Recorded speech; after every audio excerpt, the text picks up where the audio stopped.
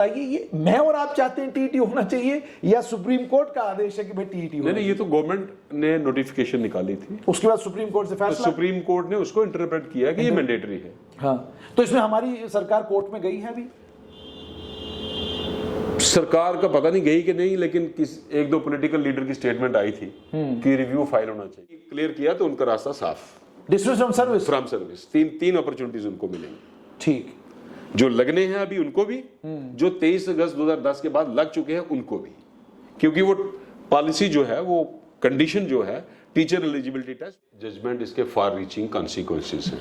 Far reaching consequences. Reason ये है कि 2018 में जब ये स्कीम क्लोजर का ऑर्डर आया, उस टाइम कुछ लोग जो पैनल में थे उनकी अपॉइंटमेंट हाई कोर्ट ने स्टे की थी।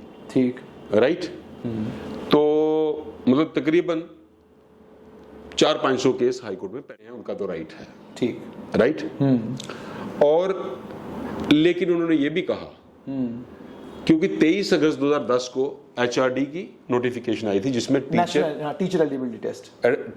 एलिजिबिलिटी टेस्ट मैंडेटरी है। ठीक, अब उन्होंने कहा कि जो लोग पैनल में हैं 783 के जितने भी हैं उनका राइट है अपॉइंटमेंट का। ठीक, इनको लगा दीजिए और विद इन 3 इयर्स इनको मौका दीजिए। वो 3 टेस्ट जो होने हैं, 3 अपॉर्चुनिटीज देनी है, 3 अपॉर्चुनिटी टीईटी के टीचर एलिजिबिलिटी टेस्ट। लेकिन साथ में उन्होंने ये भी कहा कि जो लोग 23 अगस्त 2010 के बाद लगे हैं, मतलब स्कीम क्लोजर से पहले, लेकिन 23 अगस्त 2010 के बाद जब वो टीईटी का नोटिफिकेशन आई, उनको भी ये टेस्ट क्लियर करना पड़ेगा। सुप्रीम कोर्ट ने जहां 783 के करीब रहबर तालीम एप्लीकेंट्स को राहत दी है, वहीं पर टीईटी का डंडा भी मारा है और साथ में ये गंभीर बात भी कही है कि रहबर तालीम स्कीम को 16 नवंबर 2018 सत्यपाल मलिक ने, जो उस वक्त जम्मू कश्मीर के राज्यपाल थे, उन्होंने इसलिए इस स्कीम को बंद कर दिया था ताकि नकली मार्कशीटें, नकली डिग्रियां और उसके अलावा नकली डॉक्यूमेंट, जाली डॉक्यूमेंट बनाकर लोगों ने नौकरियां ली थी, जिससे एजुकेशन का स्टैंडर्ड जम्मू कश्मीर में खराब हुआ था। इसलिए इस स्कीम को बंद किया गया था। यह बड़ी गंभीर बात है जो सुप्रीम कोर्ट ने अपनी जजमेंट में कही है। मगर इसमें इंपॉर्टेंट यह है कि जम्मू कश्मीर सरकार को 8 हफ्ते का वक्त दिया गया है 783 उन एप्लीकेंट्स को एडजस्ट करने का रहबर तालीम के तौर पर, जो लोग सुप्रीम कोर्ट के दरवाजे पर गए थे। क्या है पूरा मामला? मेरे साथ हैं सीनियर एडवोकेट अभिनव शर्मा। अभिनव जी, सबसे पहले जो सुप्रीम कोर्ट की जजमेंट है रहबर तालीम को लेकर, ये कितनी सिग्निफिकेंट जजमेंट है? क्योंकि रहबर तालीम पॉलिसी को लेकर जम्मू कश्मीर लद्दाख हाई कोर्ट ने भी एक बार बड़े सख्त रिमार्क्स दिए थे, और भी कई जगहों पर लोग जब इस स्कीम की बात करते हैं तो अलग अलग तरीके से इस स्कीम को देखते हैं। तो ये जो जजमेंट आई, इसको कैसे देखते हैं आप? देखिए, ऐसा है, ये जजमेंट शायद 30 अप्रैल को आई। 30 अप्रैल को, राइट। बड़ी लंबी चौड़ी जजमेंट है, मैंने भी पढ़ी। देखिए, ये जजमेंट इसके फार रीचिंग कॉन्सिक्वेंसेस हैं। Far reaching consequences. रीजन ये है कि 2018 में जब ये स्कीम क्लोजर का ऑर्डर आया, उस टाइम कुछ लोग जो पैनल में थे उनकी अपॉइंटमेंट हाई कोर्ट ने स्टे की थी। ठीक, राइट। तो मतलब तकरीबन 400-500 केस हाई कोर्ट में पेंडिंग था। ठीक। अब हाई कोर्ट के सामने एक इशू ये आया कि केस तो पहले के हैं, तो क्लोजर ऑर्डर बाद का है। ठीक। लोगों के केस पेंडिंग है कोर्ट में, तो इसका रास्ता क्या निकाला जाए? हाई कोर्ट ने एक रास्ता निकाला कि जो तो टेंटेटिव पैनल में लोग हैं उनका कोई राइट नहीं है। ठीक। क्योंकि स्कीम क्लोज हो चुकी है, हम गवर्नमेंट को ये नहीं कह सकते कि क्लोजर के खिलाफ जाके इनको अपॉइंट करो। ठीक। लेकिन उन्होंने एक एक्सेप्शन कार्व आउट की कि जो फाइनल पैनल में है, ठीक, फाइनल पैनल में है, उनके केसेस आगे चल सकते हैं। मतलब कोर्ट डिसाइड करेगी कि अगर आपका नाम फाइनल पैनल में है और मैं ऑब्जेक्ट कर रहा हूं, या आपने लगना है या मैंने लगना है। ठीक। तीसरी उन्होंने कैटेगरी बनाई कि जो जिनके केसेस डिसाइड हो चुके हैं उनके हक में, ठीक, स्कीम क्लोजर से पहले, लेकिन वो भी जजमेंट्स इंप्लीमेंट नहीं हुई, उनका राइट इंटैक्ट है। इंटैक्ट है। ठीक। राइट। अब जो लोग टेंटेटिव पैनल में थे, ठीक, या जो लोग पैनल में थे, अपॉइंटमेंट्स नहीं हुई थी, अग्रीव्ड जिन्होंने फील किया वो कोर्ट में गए, सुप्रीम कोर्ट गए। ठीक। अब सुप्रीम कोर्ट ने क्लियर कर दिया है, इसमें डिटेल में जाना पड़ेगा, मुझे लगता है उन्होंने एक ही पैनल कंसीडर किया, टेंटेटिव और फाइनल दोनों को एक ही कैटेगरी में रखा है। उन्होंने कहा जो पैनल में है उनका तो राइट है, ठीक, राइट। और लेकिन उन्होंने ये भी कहा क्योंकि 23 अगस्त 2010 को HRD की नोटिफिकेशन आई थी जिसमें टीचर एलिजिबिलिटी टेस्ट मैंडेटरी है, ठीक। अब उन्होंने कहा कि जो लोग पैनल में हैं 783 के जितने भी हैं उनका राइट है अपॉइंटमेंट का, ठीक, इनको लगा दीजिए और विद इन 3 इयर्स इनको मौका दीजिए, वो 3 टेस्ट जो होने हैं, 3 अपॉर्चुनिटीज देनी है, 3 अपॉर्चुनिटी टीटी के टीचर एलिजिबिलिटी टेस्ट। लेकिन साथ में उन्होंने ये भी कहा कि जो लोग 23 अगस्त 2010 के बाद लगे हैं, मतलब स्कीम क्लोजर से पहले, लेकिन 23 अगस्त 2010 के बाद जब वो टीटी का नोटिफिकेशन आई, उनको भी ये टेस्ट क्लियर करना पड़ेगा, और अगर नहीं क्लियर किया तो उनका रास्ता साफ, डिसमिस फ्रॉम सर्विस। 3 अपॉर्चुनिटीज उनको मिलेंगी, ठीक। जो लगने हैं अभी उनको भी, जो 23 अगस्त 2010 के बाद लग चुके हैं उनको भी, क्योंकि वो पॉलिसी जो है, वो कंडीशन जो है टीचर एलिजिबिलिटी टेस्ट, वो मैंडेटरी है to maintain the minimum standards of education. TT पर आऊंगा, मुझे अभिनव जी ये बताइएगा कि एक और चीज जो इसमें बड़ी इंपॉर्टेंट हुई है वो आपसे समझना चाहूंगा कि जो इन्होंने अपनी जजमेंट में कहा, जो बिल्कुल आखिर में इन्होंने 2 चीजें इंपॉर्टेंट कही हैं। एक तो इन्होंने ये कहा कि ये तमाम लिटिगेंट्स जो कोर्ट में आए ये उन पर भी एप्लीकेबल होगी, क्या कुछ ऐसे लिटिगेंट्स भी हैं जो कोर्ट गए ही नहीं हैं? यस, अगर वो है तो उनका क्या होगा? आप इस पे अगर पढ़ेंगे ना, इसका 2nd या 3rd लास्ट पैरा, उसमें लिखा है this judgment shall be read as a judgment in rem, rem, not in personam, ठीक, PERSONAM। मतलब ये सबको अप्लाई करेगी, जो कोर्ट में आया है उसको भी, जो नहीं आया उसको भी। लेकिन अब इन्होंने एक और चीज जो इन्होंने कहा कि जो बहुत इंपॉर्टेंट है, at the cost of the repetition it is clarified that this judgment shall not be construed as reviving the RET scheme for any purpose whatsoever, nor shall it be interpreted so as to create or confer any right upon candidates who were not part of a prepared select panel or who failed to approach the court timely. Moreover, these directions are being issued in the peculiar facts and circumstances of this case, invoking the power under Article 142 of the Constitution of India, and it shall not be treated as precedent in any manner whatsoever. इसको समझना चाहूंगा मैं, what is this? ये क्या basically कहने की कोशिश कर रहे हैं? मैं इसको दोबारा क्लियर करता हूँ। पहले उन्होंने क्लियर किया this is a judgment in rem, not in person. ठीक, ये सिर्फ उनको अप्लाई नहीं करेगी जो सुप्रीम कोर्ट गए हैं, जो नहीं भी गए, अगर वो पैनल में हैं और उनके केस हाई कोर्ट में पेंडिंग है, ठीक, वो लगेंगे, ठीक, राइट। और ये भी कहा उन्होंने कि हम ये power under article 142 of the constitution of India exercise कर रहे हैं। वो उन्होंने क्यों कहा, बड़ा इंपॉर्टेंट इश्यू। RET पॉलिसी जो थी अनकॉन्स्टिट्यूशनल थी, बिल्कुल असंवैधानिक, गैर संवैधानिक थी, ठीक, असंवैधानिक थी, ठीक। आप ये कह ही नहीं सकते कि जनाब विलेज A में टीचर की पोस्ट है तो विलेज A वाला ही अप्लाई कर सकता है, दैट इज अनकॉन्स्टिट्यूशनल, ठीक, एनीबॉडी कैन अप्लाई, ठीक।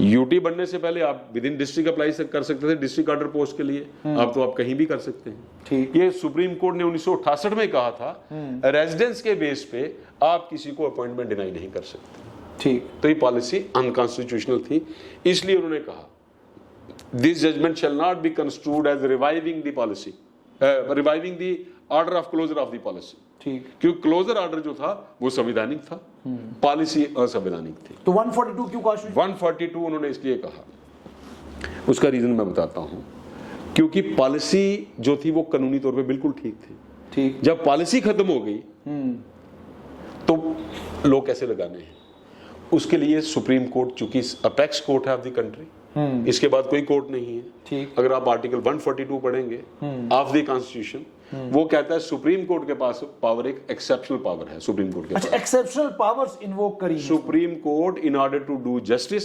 Can ignore the law also. अच्छा, इसका मतलब law has been ignored, can be ignored, can be ignored in peculiar facts and circumstances of the case। ठीक। अगर उनको पता लग रहा है कि किसी के साथ इनजस्टिस हो रहा है लेकिन कानून जस्टिस करने की इजाजत नहीं दे रहा, तो वो पावर जो है वो सुप्रीम कोर्ट के पास है 142 के अंडर। बाकी जजमेंट्स जो आती है सुप्रीम कोर्ट की वो इन अकॉर्डेंस विद लॉ आती हैं अंडर आर्टिकल 141। ठीक 142 वाली जजमेंट जो है वो आप किसी हाई कोर्ट में एज ए प्रेसिडेंट साइड नहीं कर सकते कि ये लॉ है। अच्छा, तो इसका मतलब इसको जजमेंट को आप कहीं साइड नहीं कर सकते। जो इस जजमेंट में कवर्ड है बस वही कवर्ड।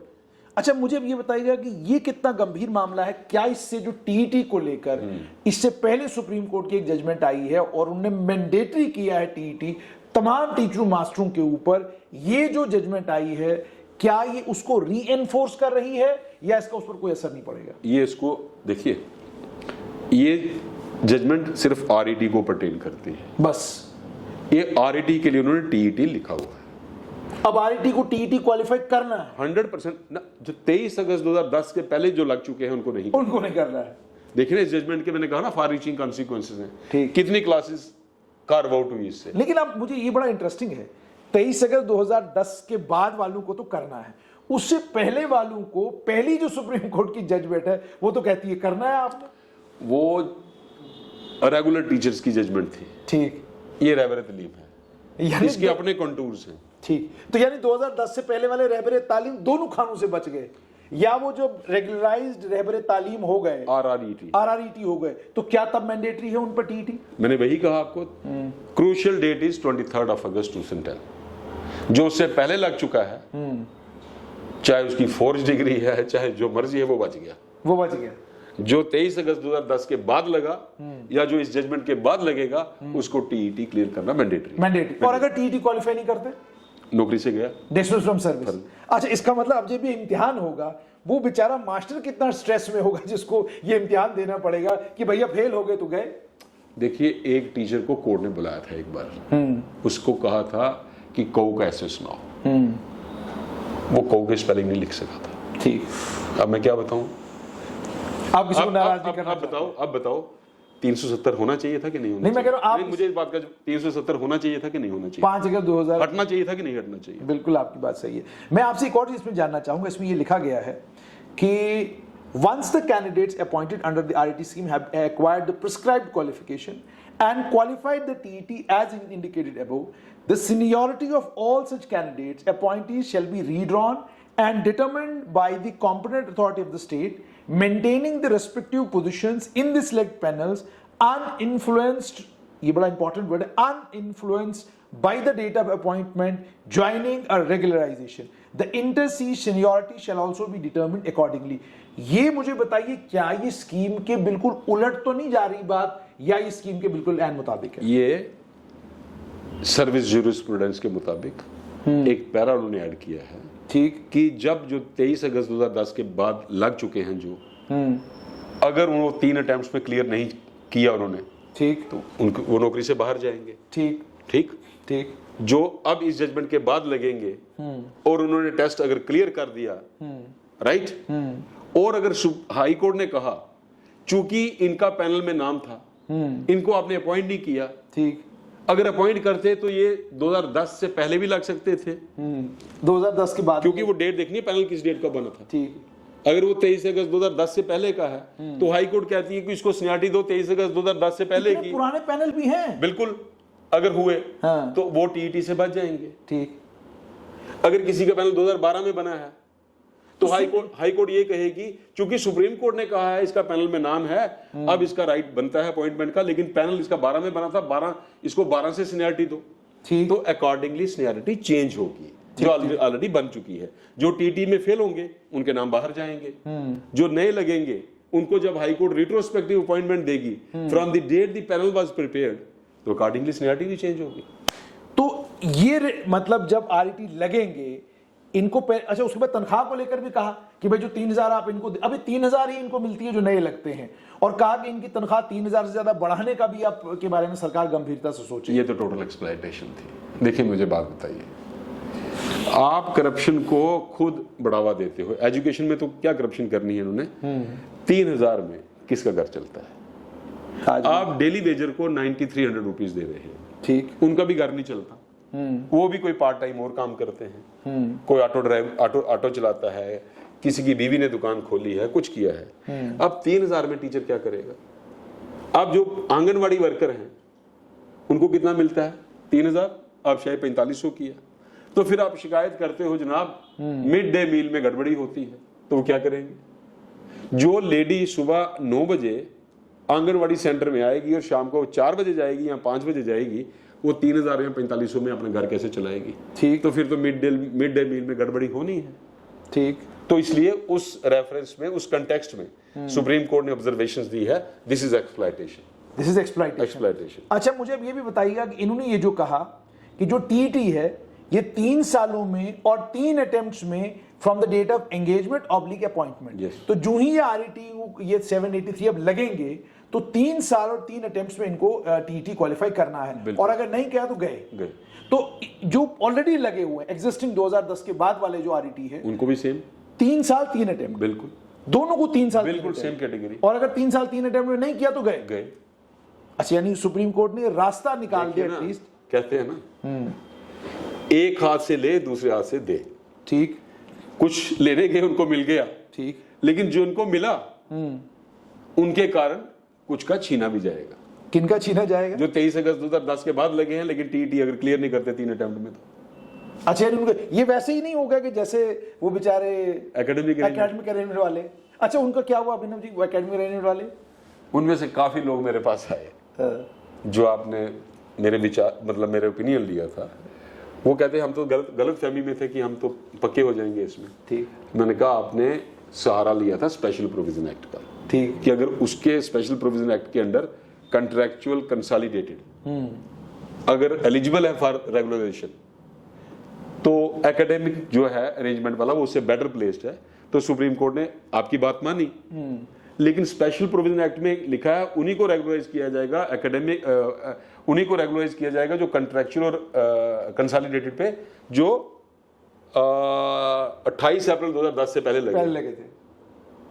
तो आप एट पार तो लाया सुप्रीम कोर्ट ने आपको, लेकिन आप 28 अप्रैल। अच्छा, अब वो खड़े कहाँ हैं? क्या वो कोर्ट में हैं दोबारा? अब वो डिपेंड कर, वो उनका पूरा दारोमदार वो उस पे है। वो कहते हैं गवर्नमेंट कोई पॉलिसी लाएगी 28 अप्रैल 2010 की डेट में कोई अमेंडमेंट करेगी, अगर वो करेगी तो उससे फायदा होगा उनको। उससे फायदा होगा। अच्छा, अब मुझे अंत में ये बताइएगा, रहबर तालीम की जजमेंट तो आ गई, अब 2010 के बाद वालों के लिए मुसीबत तो आ गई। अब मुझे ये बताइएगा कि पहला सुप्रीम कोर्ट का ऑर्डर था, उसको लेकर भी टीचर मास्टर बड़े दुखी, और हमें ठीक ठाक उन्होंने सोशल मीडिया के ऊपर लेक्चर भी उस पर दिए कि भाई आप चाहते हो टीटी होना चाहिए। मुझे बताइए, ये मैं और आप चाहते हैं टीटी होना चाहिए या सुप्रीम कोर्ट का आदेश है कि भाई टीटी होना? नहीं, ये तो गवर्नमेंट ने नोटिफिकेशन निकाली थी, उसके बाद सुप्रीम कोर्ट से फैसला, सुप्रीम कोर्ट ने उसको इंटरप्रेट किया कि ये मैंडेटरी है। हाँ, तो इसमें हमारी सरकार कोर्ट में गई है अभी? सरकार का पता नहीं गई कि नहीं, लेकिन एक दो पॉलिटिकल लीडर की स्टेटमेंट आई थी कि रिव्यू फाइल होना चाहिए, रिव्यू पिटीशन। पता नहीं शायद करेंगे रिव्यू। मुझे सुनने में आ रहा था कि सरकार सोच रही है रिव्यू फाइल करने का, लेकिन रिव्यू में स्कोप बड़ा कम होता है सुप्रीम कोर्ट में रिव्यू बहुत कम सुप्रीम कोर्ट में। मतलब टीटी की तैयारी टीचर मास्टरों को करनी चाहिए। मेरी सलाह यह है आज से तैयारी शुरू कर दें। आज से तैयारी। बहुत बहुत शुक्रिया। तो ये था रहबर तालीम को लेकर जो जजमेंट आई है, इतना डिटेल्ड और इतना क्लियर आपको समझाया गया है कि इस जजमेंट का मतलब क्या है। लेकिन एक बड़ी खबर जो यहां से निकल के आई है कि गए तो लेने तो गए थे नौकरी, सुप्रीम कोर्ट ने दे दी, मगर साथ में सुप्रीम कोर्ट ने कहा कि यह नौकरी आपको टीचर एलिजिबिलिटी टेस्ट 3 साल के अंदर अंदर 3 अटेम्प्ट्स में अगर आपने क्लियर नहीं किया तो यह नौकरी आपसे छीन ली जाएगी।